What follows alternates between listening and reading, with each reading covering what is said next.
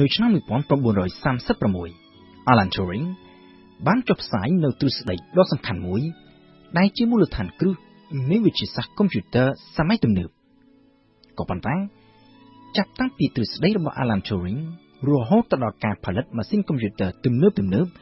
ដែលយើងប្រើប្រាស់ជាទូទៅនៅក្នុងពេលបច្ចុប្បន្ននេះគឺត្រូវឆ្លងកាត់នៅដំណាក់កាលជាច្រើនហើយទាមទារនូវភាពឆ្លាតវៃនិងគំនិតច្នៃប្រឌិតខ្ពស់របស់បុគ្គលសំខាន់មួយចំនួនផ្សេងទៀតជាពិសេសគឺ Bill Gates និង Steve Jobs Steve Jobs កើតនៅឆ្នាំ1955នៅក្នុងទីក្រុង San Francisco រដ្ឋ California សហរដ្ឋអាមេរិកបុគ្គលដែលត្រូវបានគេស្គាល់ជាទូទៅថាជាអ្នកជំនួញដ៏ជោគជ័យមានលុយរាប់ពាន់លានដុល្លារនិងជាអ្នកមានគំនិតច្នៃប្រឌិតខ្ពស់នាំមកនូវបច្ចេកវិទ្យាថ្មីជាច្រើនដែលធ្វើឲ្យមានការផ្លាស់ប្ដូរទាំងស្រុងនៅរបៀបរស់នៅនិងរបៀបទំនាក់ទំនងគ្នារបស់យើងស្ទើរគ្រប់គ្នារហូតមកទល់នឹងសប្តាហ៍នេះតែក៏ពិតទៅគឺជាអ្នកដែលមានដំណើរជីវិតផ្ទាល់ខ្លួនពោរពេញទៅដោយភាពស្មុគស្មាញជាពិសេសកាលពីនៅកុមារភាព Steve គឺជាក្មេងដែលត្រូវឪពុកម្ដាយសម្រេចបោះបង់ចោលតាំងពីនៅក្នុងពោះមកម្លេះ Steve នេះគឺជាឈ្មោះដែលឪពុកម្ដាយចិញ្ចឹមជាអ្នកដាក់ឲ្យហើយ Jobs ក៏ជាត្រកូលរបស់ឪពុកម្ដាយចិញ្ចឹមដែរគឺឪពុកឈ្មោះ Paul Jobs ធ្លាប់បម្រើការនៅក្នុងកងឆ្មាំសមុទ្រដែលមានជំនាញខាងមេកានិកហើយក្រោយមកចាក់ចេញពីកងឆ្មាំសមុទ្រទៅប្រកបរបរជាជាងឡានចំណែកឯម្ដាយគឺ Clara Jobs ជាកូនចៅអ្នកធ្វើអន្តោប្រវេសន៍មកពីប្រទេសអាមេនីអ្នកទាំងពីរនេះចង់បានកូនក៏ប៉ុន្តែមិនអាចមានកូនបានដោយសារតែ Clara មានបញ្ហាសុខភាពឪពុកបង្ការរបស់ Steve មានឈ្មោះថា Abdul Fattah Jandali គឺជាកូនចៅអ្នកកាន់សាសនាអ៊ីស្លាមដើមកំណើតមកពីប្រទេសស៊ីរីម្ដាយបង្កើតមានឈ្មោះថា Joan Schriebler គឺជាកូនអ្នកមានទ្រព្យសម្បត្តិស្ដុកស្ដំកាន់សាសនាកាតូលិកមានដើមកំណើតមកពីអាល្លឺម៉ង់ Abdul Fattah និង Joan ស្រឡាញ់គ្នាក៏ប៉ុន្តែឪពុកម្ដាយខាង Joan ជំទាស់ដាច់ខាតមិនឲ្យរៀបការដោយសារតែ Abdul Fattah ជាអ្នកកាន់សាសនាអ៊ីស្លាមនៅឆ្នាំ1954 Joan មានទម្ងន់ក៏ប៉ុន្តែមិនអាចរៀបការបានដោយសារតែខ្លាចឪពុកម្ដាយកាត់កាល់ចោលហើយបាត់បង់សិទ្ធិទទួលមរតករាប់លានដុល្លារក្នុងពេលជាមួយគ្នានោះបើទោះជាចង់រំលូតកូនចោលក៏ពិបាកដោយសារតែគ្រួសារគឺជាអ្នកប្រកាន់ជំនឿយ៉ាងតឹងរ៉ឹងទៅតាមសាសនាកាតូលិកហើយដូច្នេះហើយបានជា Joan សម្រេចចិត្តថានឹងទុកកូននេះរហូតដល់កើតក៏ប៉ុន្តែនឹងឲ្យកូននេះទៅគេចិញ្ចឹមដែល Joan បានដាក់លក្ខខណ្ឌចម្បងមួយថាឪពុកម្ដាយចិញ្ចឹមត្រូវតែជាអ្នកដែលបានរៀនសូត្រខ្ពស់យ៉ាងហោច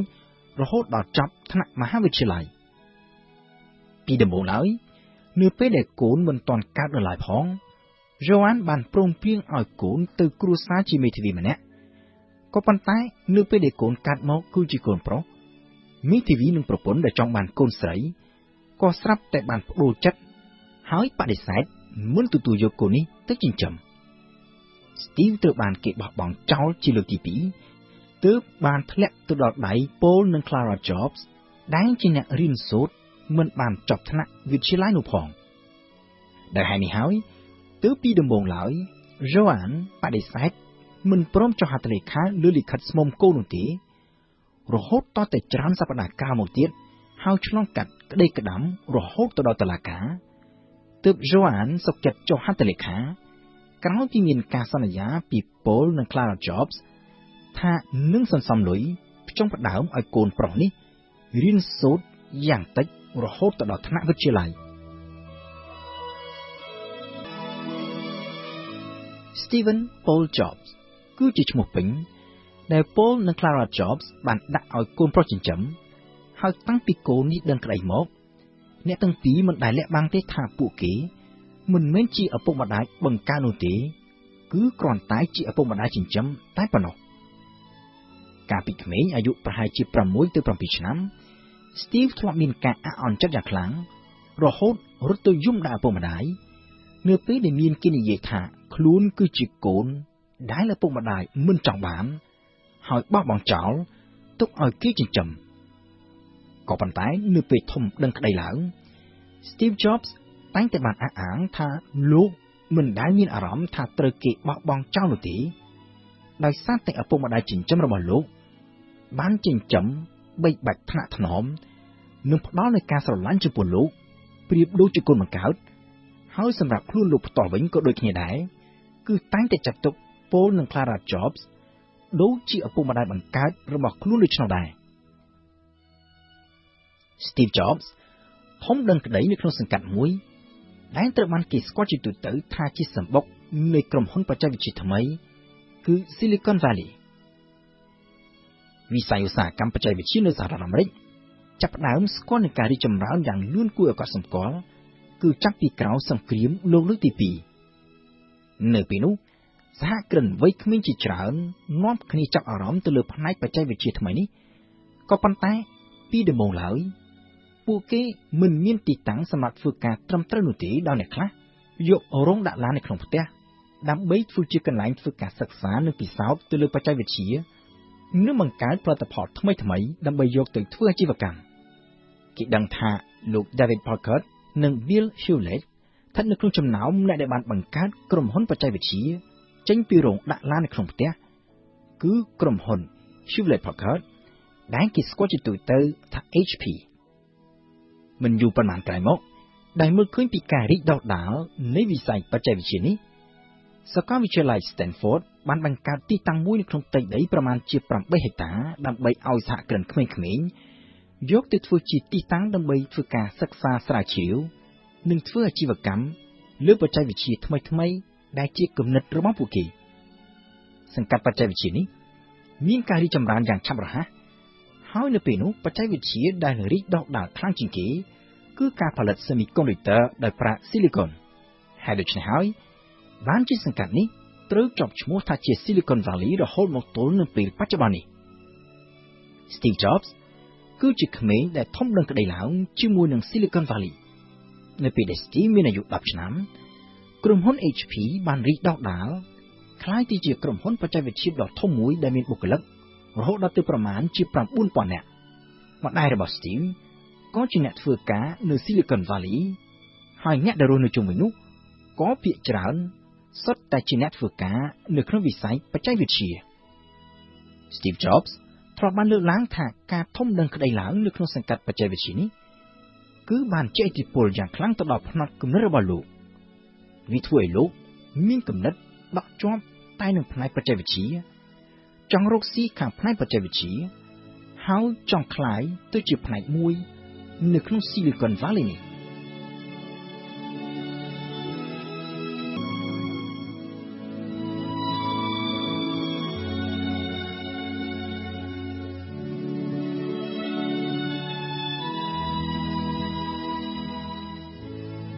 Steve Jobs គឺជាក្មេងដែលធំដឹងក្តីឡើងនៅក្នុងសង្កាត់បច្ចេកវិទ្យាដ៏ល្បីឈ្មោះនៅអាមេរិកគឺ Silicon Valley ហើយតាំងពីនៅក្មេងមក Steve បានមើលឃើញស្ទើរតែរៀងរាល់ថ្ងៃនៅការងារដែលតាក់ទងទៅនឹងផ្នែកបច្ចេកវិទ្យាក្រៅពីកិច្ចការរបស់ឪពុកដែលជាអ្នកធ្វើឡានទាំងខាងមេកានិកនិងអេឡិចត្រូនិក Steve ក៏ឧស្សាហ៍ឃើញកិច្ចការរបស់អ្នកដែលរស់នៅជុំវិញនោះផងដែរនៅលើពីនេះទៅទៀត Steve មានឪពុកម្ដាយដែលផ្ដល់នូវការអប់រំប្រកបដោយអំណោយផលនៅក្នុងការជំរុញភាពឆ្លាតវៃរបស់កូននៅពេលដែល Steve លើកឡើងពីគំនិតអ្វីមួយបើទោះបីជាគំនិតនោះផ្ទុយស្រឡះពីការគិតរបស់ឪពុកម្ដាយក៏ដោយក៏ឪពុកម្ដាយរបស់ Steve មិនបានប្រើអំណាចជាឪពុកម្ដាយឬជាមនុស្សចាស់ដើម្បីគ្របដណ្ដប់ទៅលើគំនិតរបស់កូននោះដែរផ្ទុយទៅវិញពួកគេបានចំណាយពេលស្ដាប់ហេតុផលរបស់កូនលើកហេតុផលរបស់ខ្លួនឯងយកមកជជែកដេញដោលហើយពេលខ្លះបើខ្លួនខុសសុខចិត្តទទួលស្គាល់ចំពោះមុខកូនថាខ្លួនគឺជាអ្នកខុសក៏ប៉ុន្តែអស់ទាំងនេះក៏បានបង្កើតនៅផលវិបាកជាអវិជ្ជមានមួយផងដែរដល់ Steve នៅពេលដែលចូលរៀននៅសាលានៅពេលចូលរៀន Steve ដែលជាក្មេងឆ្លាតស្រាប់ហើយឪពុកម្ដាយបង្រៀនឲ្យចេះច្រើនរួចហើយដែរនោះចាប់ផ្ដើមឆាប់មានភាពធុញទ្រាន់ទៅនឹងការរៀនសូត្រនៅក្នុងសាលាហើយលើពីនេះទៅទៀតការដែលនៅផ្ទះមានឪពុកម្ដាយចេះសម្របសម្រួលទៅតាមកូនលើកសរសើរកូននិងការមិនប្រើអំណាចជាឪពុកម្ដាយទៅគ្របដណ្ដប់លើកូនក៏បានធ្វើឲ្យ Steve ក្លាយទៅជាសិស្ស ได้มันเสือคลาดครูบางเรียนเนื้อไอซาลาพองได้ตัวจีอย่างนะสตีฟเนื้อแต่เรียนโซดบานรัตพลอ๋อโรโฮดบานจอบโจเรียนเนื้อธนมหาวิทยาลัยกับปันไตในตีนุก็มันคอปีเนื้อสลามนได้สตีฟทุนตรอนหนึ่งการวิธีศึกษาให้เลือกปีนี้แต่เดียนสตีฟมันจังอ้อยปมได้ตรึรับรองบรรทุกบังทลายสละได้ทลายให้ได้ครูมันจังเรียนพอนุสตีฟกับบานสำรัดจุกเรียนเปะกันนาทีดาวมันตุบานสัญญาบัตรเอาไว้ต่างออกในชั้นมือปอมปรำบัวรอยจัดสบุนก้าวปีบานจบเรียนปีมหาวิทยาลัยสตีฟจ็อบส์บานโจทย์การในขนมกล่อมหนผลิตวิดีโอเกมมวยชมวตอัตารีได้ตึกเรื่องมันกัดล้างการปีพิชนามุนก็ปัญไตกางเงินุก็มันบานจบล็อบยูปนมานุได้ดาวในปีนุสตีฟจ็อบส์ดักจัดนึ่งกำเนิดจังเจนติดฟื้นสมาธินึ่งศึกษาอัมพีพุทธศาสนาในครองประเทศอินเดียให้เด็กในเฮาบ้านที่หนึ่งกล่าวปีฟื้นการบ้านประมาณขายให้อาจสังสมลุยบ้านกรุ๊ปสตีฟจ็อบส์ก็บ้านชบฟื้นการเฮาฟื้นดำหนาวtừการประเทศอินเดียดาวในที่นู้สตีฟจ็อบส์บ้านจำนายเปโรดาวtừปรำปีขายฟื้นสมาธินึ่งศึกษาอัมพีพุทธศาสนาก็โดยจีบปรุมันศาสนาพร้อมแต่งศึกษาอัมพีวัปทนึกถึงเนียมตำรบระบบประจุจุนอันดีจิตุเตอร์เวอร์ตลอดบอกอเมริกวินสตีฟจ็อบส์ตระบันกลุ่มฮอนอัตรีหรือเอาโจทย์ฝึกการวินหาจะเรื่อยๆในกราบเปย์เจนพิดฝึกการสตีฟจ็อบส์จะร้านแต่จำหน่ายเปย์จมูกหนึ่งมัดแพะโดยจัดสนามเนี่ยได้ชมสตีฟโดยขณีคือสตีฟวอสเนียกได้สกอตขณีตั้งปีเปย์เรียน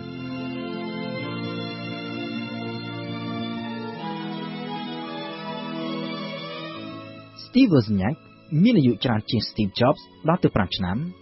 ให้ผู้ตุยปีจ็อบส์วอสเนียกเรียนจบทางวิศวกรรมอาคิสินีพิศกวิทยาลัยดอลลาร์เบลบายมวยคือสกาววิทยาลัยแคลิฟอร์เนียเบอร์คลีย์สตีฟตั้งปีนี้ทว่าจะบัดแต่งมีนบุคลิกลักษณะข้อขีก็ปัญไตมีนตำแหน่งตำแหน่งอย่างจัดสนัดหนึ่งขีหายบอมเป็นขีตัวเป็นตัวหมอคือวอสเนียกผู้การข้างปัจจัยเตจะนั่งไอจ็อบส์วิ่งผู้การข้างยกกำนัดระบบวอสเนียกตื่นรกหลอยหมกใจขีใจตั้งปีเปได้ผู้เกี่ยตั้งปีเนื้อจีสร้างมุมเลยในกลุ่มเปได้จ็อบส์ฝึกการในกลุ่มห้องวิดีโอเกมอัตารีวอสเนียกวิ่งฝึกการในกลุ่มห้องอิเล็กทรอนิกส์ดอทอมคือกลุ่มห้อง HP ในไทยมุ้ยทางการกลุ่มห้องอัตารีมันเอาจ็อบส์รัชนาเกมทำไมมุ้ยได้ยกเจ้าปีเกมจ้าได้บินสับเฮาสอนยาถักบัสันจีจ็อบส์ฝึกบ้านจ็อบส์นึ่งตัวบ้านประรังวัดมันไทม์ไปเลยประแค่ได้มีสับจ็อบส์มันมีจุดนี้คำประจัยกติกรุบกรอนนำไปรัชนาเกมนี้ทีก็ปัญหาจ็อบส์ตัวยกการเงินในหมดฝืนดาวสหการจุมันวอสเนียกให้รัชนาเกมนี้โดยบ้านจุกจียกประรังวัดได้ตัวบ้านตัวใจคณิสมาเปะกันได้มาเนี่ยบัดปีสาวเนื้ออัตารีนี้วิคือจีจำนวนจับดาวและสำคัญมุ้ยในครองดำน้ำชีวระบบสตีฟจ็อบส์แต่ต้องตัวหนึ่งมุกจุดนู้นคำประจัยวิชีหนึ่งการจับได้กู้จุมันสตีฟวอสเนียกชิ้นตัวบังการกลุ่มฮอนแอปเปิล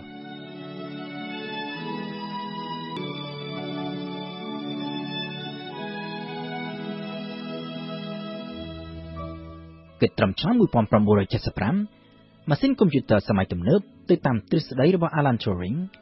ตระบ้านเก็บผลัดหนึ่งมีดำนากา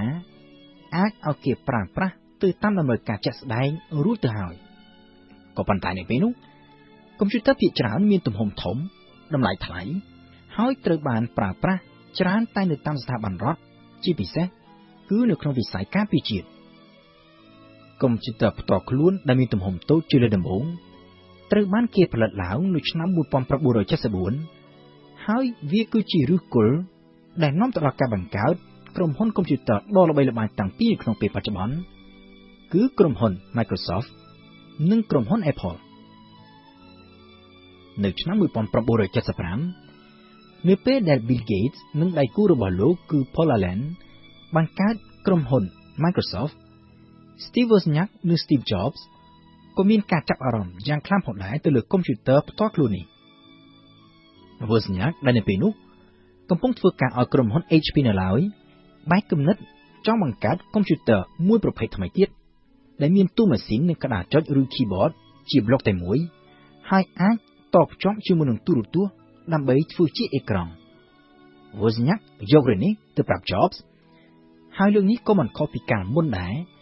cứ Jobs đã chỉ nhận miên cầm đất trong dục computer để Wozniak ba ra chân là ní từ phơi ở chi về cam rọc xì pi đầm mông lái Wozniak miên cài đi đấy để sát tên dạng ca bằng cạt krom hôn rọc xì cứ từ cả chấm này đam tuần trán hai mươi dạng tiết Wozniak đã chát từ khám bạch thế hai mình dối pi cạt vừa chừng núi trái tên miên cầm đất tham vi tình nón chứ mình ai từ ruồi tết để computer bảo phụ kế ai nương miên nẹt tinh nương lưới tiếp xả Jobs bán chỉ dĩ một trong mình chùa Wozniak tại bàn lưỡng láng thạ bao tú bảy trên này thì trong một phật tử múc chung nuôi được bảo phụ kế mình bàn chụp chỉ tái dạng hỏng nát viết có á chỉ bao bị sáu bỏ trang mùi đái nửa không chỉ vật bảo tụ bảy chỉ phụ kế trực hạn lối tái dạng hỏng nát phụ kế ai có đủ chiếtถ้าเอาไว้ตื้อจะการมีนกลุ่มคนต้องครูนายWozniakยืนพร้อมเขาเนี่ยตั้งปีกับบานลุ่ตรอบระบบล้วนดำใบประไม้ประโมลเลยย่อหมดฟื้นจะดำต้นเตบังการกลุ่มคนเด็กครูนายในทางที่มวยคามิสาชนำมวยปอนประบุริเจสประมวยSteve Jobs และ Steve Wozniak ร่วมជាមួយនឹង Ronald Wayne ដែលជាមិត្តរួមការងាររបស់ Jobs នៅឯក្រុមហ៊ុន Atariក៏បានបង្កើតក្រុមហ៊ុនមួយឡើងដែលដាក់ឈ្មោះថា Apple Computer Company នៅក្នុងក្រុមហ៊ុននេះ Jobs និង Wozniak មានចំណាយហ៊ុនស្មើគ្នាគឺ 45% ម្នាក់ចំណែកឯ Ronald Wayne ទទួលបានចំណាយហ៊ុន 10% ការងារនៅក្នុងក្រុមហ៊ុនក៏ត្រូវបានបែងចែកគ្នាផងដែររវាងស្ថាបនិកទាំង3គឺ Ronald Wayne មានមុខងារជាអ្នកមើលការខុសត្រូវខាងរដ្ឋបាលរបស់ក្រុមហ៊ុន Wozniak ទទួលខុសត្រូវទូទៅខាងផ្នែកបច្ចេកវិទ្យាចំណែក Jobs វិញក្រៅពីការទទួលខុសត្រូវមួយផ្នែកខាងវិស្វកម្មអេឡិចត្រូនិក Jobs គឺជាអ្នកទទួលខុសត្រូវរួមខាងយុទ្ធសាស្ត្រជំនួញនិងទីផ្សារ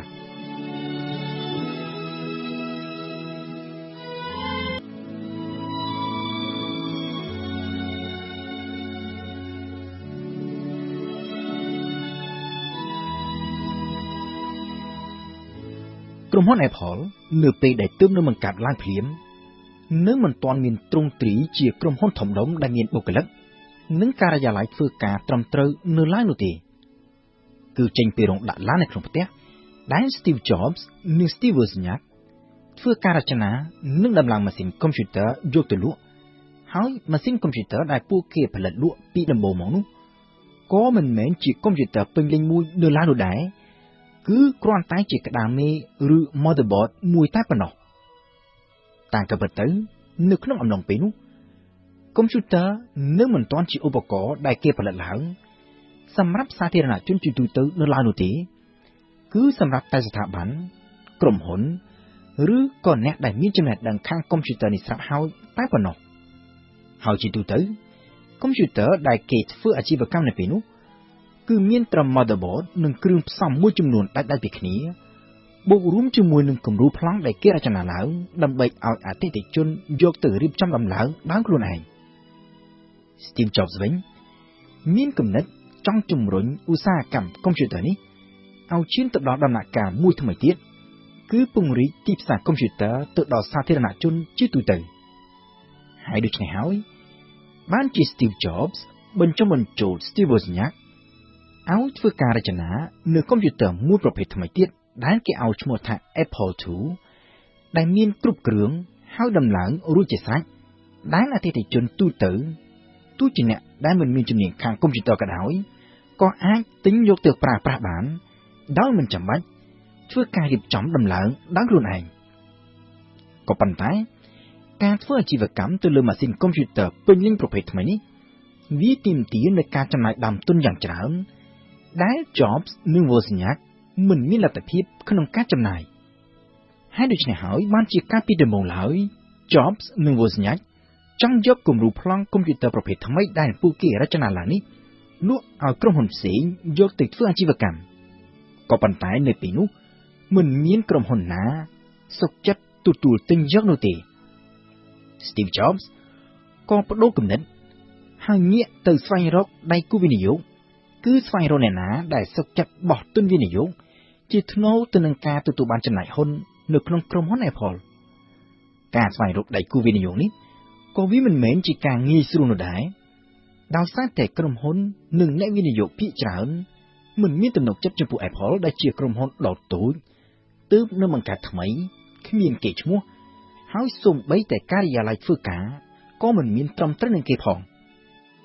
នៅទីបំផុតទៅគឺអ្នកវិនិយោគម្នាក់ឈ្មោះថា Mike McCullough ដែលសុខចិត្តបោះទុនរកស៊ីជាមួយនឹងក្រុមហ៊ុន Apple Mike McCullough ដែលនៅពេលនោះទើបនឹងមានវ័យត្រឹម32ឆ្នាំគឺជាស្ត្រីវ័យក្មេងម្នាក់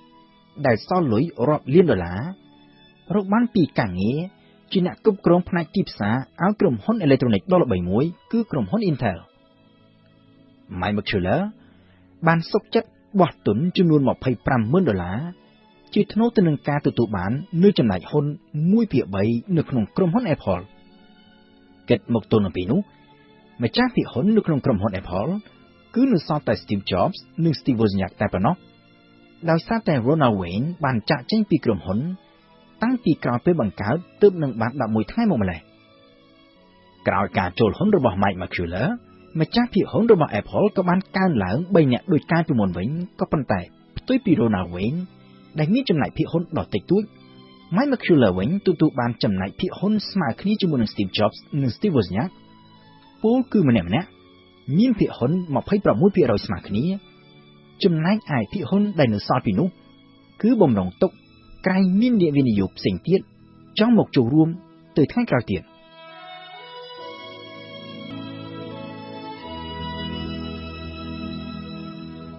កុំព្យូទ័រ Apple II ត្រូវបានដាក់បង្ហាញជាសាធារណៈនិងដាក់លក់នៅលើទីផ្សារនៅឆ្នាំ1977មកទល់នឹងពេលនោះ Apple បានផ្លាស់ប្ដូរមុខមាត់ទៅជាក្រុមហ៊ុនសមរម្យមួយ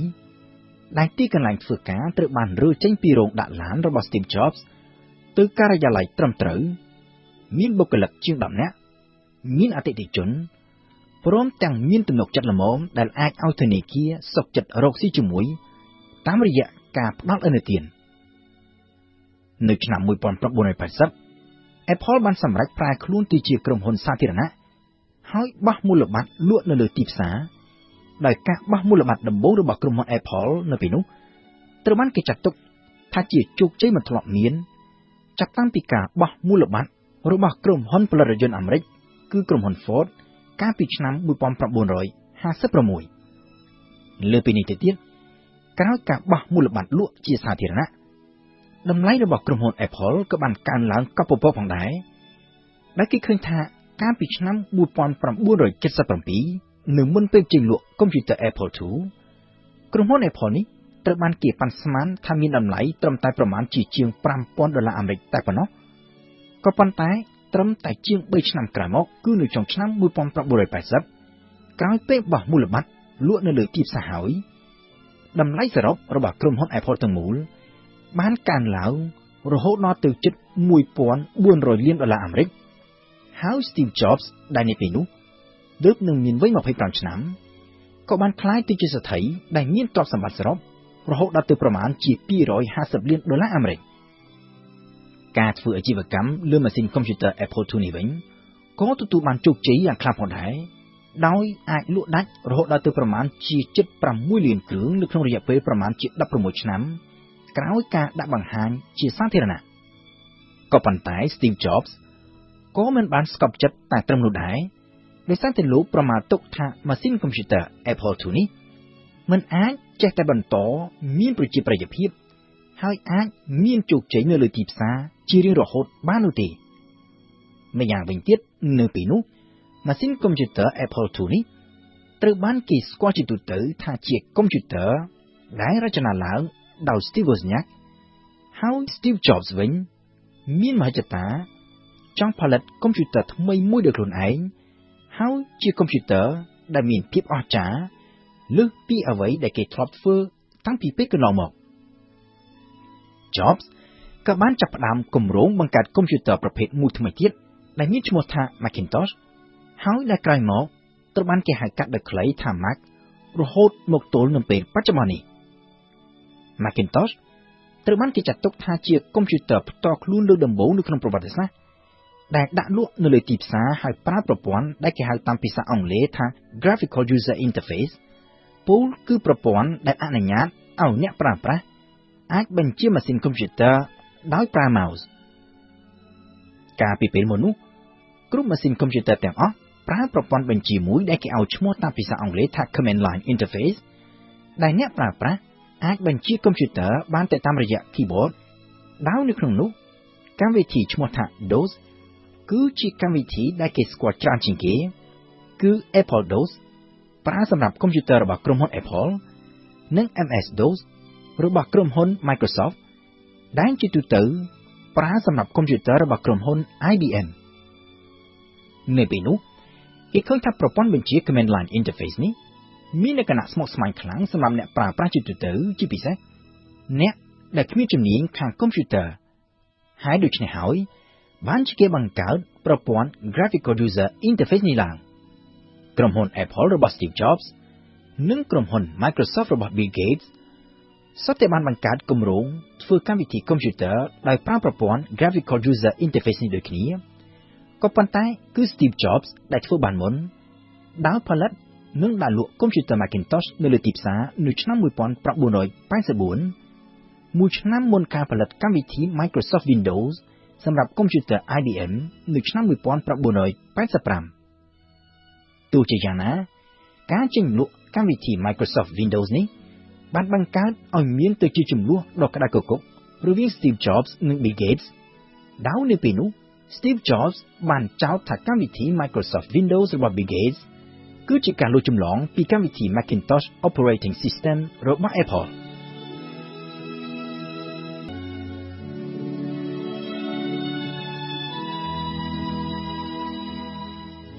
Steve Jobs ត្រូវបានគេស្គាល់ជាទូទៅថាជាអ្នកដែលមានគំនិតច្នៃប្រឌិតខ្ពស់មានចក្ខុវិស័យវែងឆ្ងាយខាងផលិតផលបច្ចេកវិទ្យានិងមានភាពវៃឆ្លាតខាងកិច្ចការជំនួញក៏ប៉ុន្តែក្នុងពេលជាមួយគ្នានៅក្នុងក្រុមហ៊ុន Apple លោកក៏ត្រូវបានគេស្គាល់ផងដែរថាជាមនុស្សដែលមានអត្តចរិតចម្លែកពិបាកនឹងធ្វើការជាមួយបើនិយាយអំពីគម្រោងរចនាផលិតផលរបស់ក្រុមហ៊ុន Steve Jobs តែងតែចង់គ្រប់គ្រងកិច្ចការគ្រប់សពបែបយ៉ាងទាំងអស់តាំងពីដើមរហូតដល់ចប់រាប់ចាប់តាំងពីបច្ចេកវិទ្យារូបរាងផលិតផលរហូតដល់ពណ៌ដែលត្រូវលាបអាគាររោងចក្រឬឃ្លាំងស្តុកផលិតផលជាដើមតាមក៏ពិតទៅគោលគំនិតចង់គ្រប់គ្រងសពបែបសពយ៉ាងនៅក្នុងដៃមិនឲ្យខ្វះចន្លោះបែបនេះត្រូវបានឆ្លុះបញ្ចាំងឲ្យឃើញផងដែរតាមរយៈផលិតផលរបស់ Apple ដែលភាគច្រើនត្រូវបានរឹតបន្តឹងមិនឲ្យពាក់ព័ន្ធជាមួយនឹងផលិតផលរបស់ក្រុមហ៊ុនផ្សេងដោយកម្មវិធីឬ software របស់ Apple មិនត្រូវបានផ្ដល់អាជ្ញាប័ណ្ណចែកចាយទូលំទូលាយទៅឲ្យក្រុមហ៊ុនផ្សេងប្រើប្រាស់ចំណែកឯ hardware របស់ Apple វិញក៏មិនត្រូវបានបើកចំហទូលំទូលាយសម្រាប់ការប្រើប្រាស់ software ពីក្រុមហ៊ុនផ្សេងនោះដែរលើពីនេះទៅទៀតនៅក្នុងទំនាក់ទំនងជាមួយនឹងថ្នាក់ដឹកនាំក្រុមហ៊ុនក៏ដូចជាជាមួយនឹងកូនចៅ Steve Jobs ត្រូវបានគេស្គាល់ថាជាមនុស្សដែលមិនចេះនិយាយលើកទឹកចិត្តសរសើរឬក៏ទទួលស្នាដៃគេនៅពេលធ្វើការល្អនោះទេផ្ទុយទៅវិញនៅពេលដែលធ្វើអ្វីមិនត្រូវចិត្តលោកធ្វើការរិះគន់បន្ទោសបង្អាប់ដោយមិនសំចៃមាត់ហើយពិសេសជាងនេះទៅទៀតគឺបន្ទោសបង្អាប់នៅចំពោះមុខគេឯងគ្រប់គ្នាទាំងនេះតែងតែបង្កើតឲ្យមានជាបញ្ហាតានតឹងជារឿយៗនៅក្នុងក្រុមហ៊ុនក៏ប៉ុន្តែកាលពីដំបូងជាទូទៅគេនាំគ្នាធ្វើមិនដឹងមិនឮមិនសូវខ្វាយខ្វល់ពីអត្តចរិតរបស់ Steve Jobs ដោយសារតែអ្វីដែលលោកធ្វើគឺតែងតែទទួលជោគជ័យសម្រាប់ក្រុមហ៊ុនហើយផ្ដល់ផលចំណេញច្រើនទៅដល់ក្រុមហ៊ុនអ្វីៗត្រូវប្រែប្រួលនៅក្រោយពេលដែលកុំព្យូទ័រ Macintosh ត្រូវបានចេញលក់នៅលើទីផ្សារហើយមិនបានទទួលជោគជ័យដូចជាអ្វីដែលគេរំពឹងទុកការរចនានិងផលិតកុំព្យូទ័រ Macintosh វាគឺជាគម្រោងដែលស្ថិតនៅក្រោមការគ្រប់គ្រងដោយផ្ទាល់របស់ Steve Jobs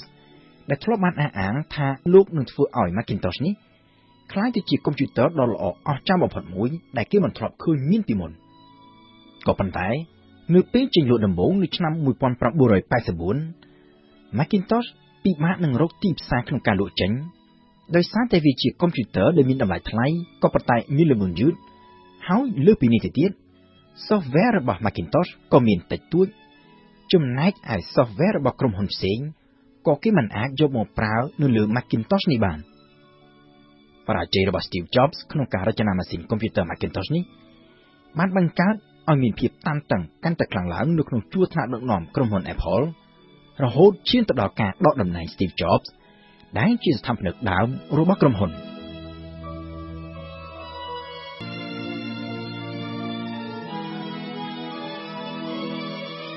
នៅឆ្នាំ1985មួយឆ្នាំក្រោយការចេញលក់កុំព្យូទ័រ Macintosh តែមិនបានជោគជ័យក្រុមប្រឹក្សាភិបាលក្រុមហ៊ុន Apple បានសម្រេចដកតំណែង Steve Jobs លែងឲ្យមានតួនាទីអ្វីទាំងអស់នៅក្នុងការរចនាផលិតផលឬចាត់ចែងកិច្ចការផ្សេងៗទៀតនៅក្នុងក្រុមហ៊ុន Steve Jobs នៅរក្សាមុខតំណែងជាប្រធានក្រុមហ៊ុនក៏ប៉ុន្តែជាប្រធានដែលមានតែឈ្មោះតែមិនកាន់អំណាច Steve Jobs វិញមិនសុខចិត្តទទួលយកនៅតំណែងបែបនេះនោះទេលោកក៏បានសម្រេចដើរចេញពីក្រុមហ៊ុនដោយបានលក់ចំណែកហ៊ុនទាំងអស់ដែលលោកមាននៅក្នុងក្រុមហ៊ុនព្រមទាំងបាននាំមនុស្សចំណិតមួយចំនួនចេញពីក្រុមហ៊ុនដើម្បីទៅបង្កើតក្រុមហ៊ុនថ្មីមួយទៀតដោយដាក់ឈ្មោះថា Next ដែលរកស៊ីខាងផលិតម៉ាស៊ីនកុំព្យូទ័រពិសេសសម្រាប់ប្រើនៅក្នុងវិស័យអប់រំពីដំបូង Steve Jobs បានដាក់ទុនផ្ទាល់ខ្លួនចំនួន$7 លានទៅក្នុងក្រុមហ៊ុនដែលទើបនឹងបង្កើតថ្មីនេះក៏ប៉ុន្តែបានតែមួយឆ្នាំដើមទុនក៏អស់ហើយ Next ក៏មិនទាន់បានចេញផលិតផលអ្វីមួយទាំងអស់ដើម្បីយកទៅដាក់លក់នៅលើទីផ្សារ Jobs ក៏បានសម្រេចបើកចំហទទួលយកដៃគូវិនិយោគឲ្យមកដាក់ទុនជាថ្នូរទៅនឹងចំណែកហ៊ុនដូចជាអ្វីដែលលោកធ្លាប់បានធ្វើការពីពេលបង្កើតក្រុមហ៊ុន Apple ពីដំបូងហើយដោយសារតែកេរ្តិ៍ឈ្មោះដែលលោកបានបន្សល់ទុកពីក្រុមហ៊ុន Apple នេះ Steve Jobs មិនមានចំណោទអ្វីធំដុំនោះទេនៅក្នុងការស្វែងរកដៃគូមកវិនិយោគនៅក្នុងក្រុមហ៊ុនថ្មីរបស់លោកក៏ប៉ុន្តែការរកបានដៃគូវិនិយោគដោយស្រួលក៏វាមិនប្រកាសដែរថាមុខជំនួញនឹងទទួលបានជោគជ័យ Steve Jobs បានចំណាយពេល5ឆ្នាំទើបអាចរចនានិងផលិតកុំព្យូទ័រ Next យកទៅដាក់លក់នៅលើទីផ្សារបាន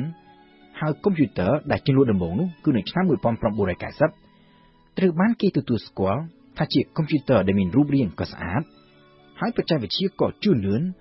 ក៏ប៉ុន្តែមានបញ្ហាចោទដ៏ធំមួយគឺតម្លៃដោយសារតែកុំព្យូទ័រនោះមួយគ្រឿងថ្លៃរហូតដល់ទៅ$10,000អាមេរិកឯណោះ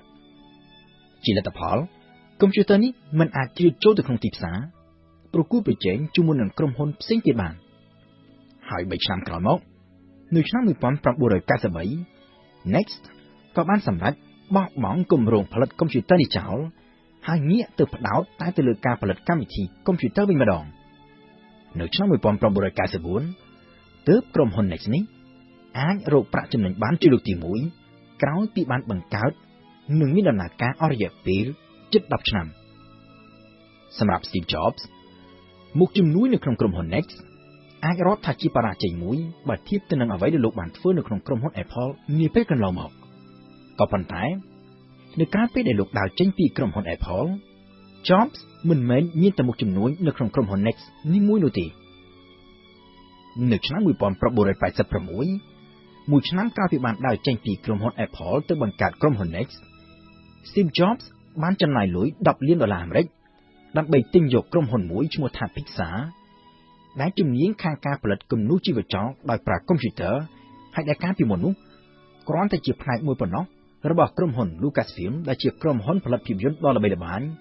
គឺរឿង Star Wars ប្រមាណជាជិត10ឆ្នាំក្រោយពី Steve Jobs បានទិញយកពី Lucasfilm ក្រុមហ៊ុន Pixar បានអភិវឌ្ឍក្លាយខ្លួនទៅជាក្រុមហ៊ុនដ៏ឈានមុខគេមួយខាងផលិតភាពយន្តគំនូរជីវចលហើយនៅឆ្នាំ1995 Pixar បានផលិតភាពយន្តដ៏ល្បីល្បាញមួយឲ្យក្រុមហ៊ុន Disney គឺ Toy Story ដែលនៅពេលនោះត្រូវបានគេចាត់ទុកថាជាភាពយន្តគំនូរជីវចលដ៏មោងគេបង្អស់នៅក្នុងប្រវត្តិសាស្ត្រដែលផលិតចេញពីកុំព្យូទ័រសុទ្ធសាធតាំងពីដើមរហូតដល់ចប់ក្រៅពីរឿង Toy Story នេះដែលមានជាច្រើនវគ្គក្រុមហ៊ុន Pixar ក៏បានផលិតភាពយន្តគំនូរជីវចលដ៏ល្បីល្បាញជាច្រើនផ្សេងទៀតផងដែរឲ្យក្រុមហ៊ុន Disney មុននឹងត្រូវ Steve Jobs លក់ក្រុមហ៊ុននេះផ្ដាច់ទៅឲ្យក្រុមហ៊ុន Disney ទាំងស្រុងនៅឆ្នាំ2006តាមពិតមុខជំនួញដែលបានជួយឲ្យ Steve Jobs ក្លាយទៅជាមហាសេដ្ឋីមានលុយរហូតដល់ទៅរាប់ពាន់លាន$ជាលើដំបូង មិនមែនក្រុមហ៊ុន Apple នោះទេគឺក្រុមហ៊ុន Pixar ដែលបានបោះមូលបត្រលក់ជាសាធារណៈលើដំបូងនៅឆ្នាំ1995ហើយដែលនៅពេលនោះចំណែកហ៊ុនដែល Steve Jobs មាននៅក្នុងក្រុមហ៊ុន Pixar នេះមានតម្លៃជាសរុបរហូតដល់ទៅ$1,200 លានអាមេរិកពលគឺជិត5ដងច្រើនជាងតម្លៃនៃចំណែកហ៊ុនរបស់ Steve Jobs ដែលមាននៅក្នុងក្រុមហ៊ុន Apple កាលពីពេលបោះមូលបត្រលក់ជាលើដំបូងដែលនៅពេលនោះមានត្រឹមតែប្រមាណជា$250 លានអាមេរិកតែប៉ុណ្ណោះលើពីនេះទៅទៀតនៅពេលដែលក្រុមហ៊ុន Pixar ត្រូវបានលក់ផ្ដាច់ទៅឲ្យក្រុមហ៊ុន Disney នៅឆ្នាំ2006 Steve Jobs ទទួលបានចំណែកហ៊ុនរហូតដល់ទៅ7% នៅក្នុងក្រុមហ៊ុន Disney ដែលមានតម្លៃជាទៅប្រាក់រហូតដល់ទៅជិត$4,000 លានអាមេរិកហើយនៅពេលនោះ Steve Jobs បានក្លាយទៅជាបុគ្គលដែលមានចំណែកហ៊ុនច្រើនជាងគេបង្អស់នៅក្នុងក្រុមហ៊ុន Disney ពលគឺច្រើនជាងអគ្គនាយករបស់ក្រុមហ៊ុនហើយច្រើនជាងក្រុមគ្រួសារត្រកូល Disney ដែលជាស្ថាបនិកដើមរបស់ក្រុមហ៊ុនទៅទៀត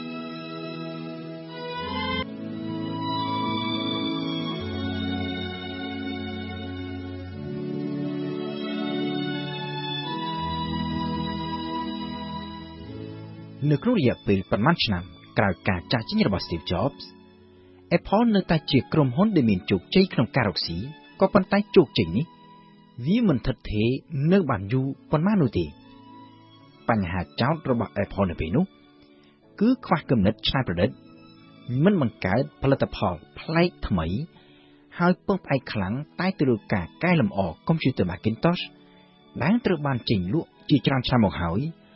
ពលគឺតាំងពីមុនពេលដែល Steve Jobs មិនទាន់ចាកចេញពីក្រុមហ៊ុនមកម្លេះក្នុងពេលជាមួយគ្នានោះក្រុមហ៊ុន Microsoft វិញដែលជាគូប្រជែងបានផលិតនៅកម្មវិធី Windows របស់ខ្លួនកាន់តែល្អប្រសើរឡើងហើយបានវិលុកចូលដណ្ដើមចំណែកទីផ្សាររបស់ Apple បានកាន់តែច្រើនឡើងពីមួយថ្ងៃទៅមួយថ្ងៃនៅឆ្នាំ1995 Microsoft បានចេញលក់កម្មវិធី Windows 95ដែលនៅពេលនោះត្រូវបានគេចាត់ទុកថាជាកម្មវិធី Operating System ដ៏ជោគជ័យបំផុតនៅក្នុងប្រវត្តិសាស្ត្រក្រោយការចេញលក់កម្មវិធី Windows 95នេះកុំព្យូទ័ររបស់ Apple ក៏លក់លែងដាច់ប្រាក់ចំណូលក៏ត្រូវធ្លាក់ចុះយ៉ាងគំហុកហើយនៅឆ្នាំ1996នៅក្នុងរយៈពេលត្រឹមតែមួយឆ្នាំ Apple ត្រូវខាតលុយរហូតដល់ទៅប្រមាណជា$1,000 លានឯណោះ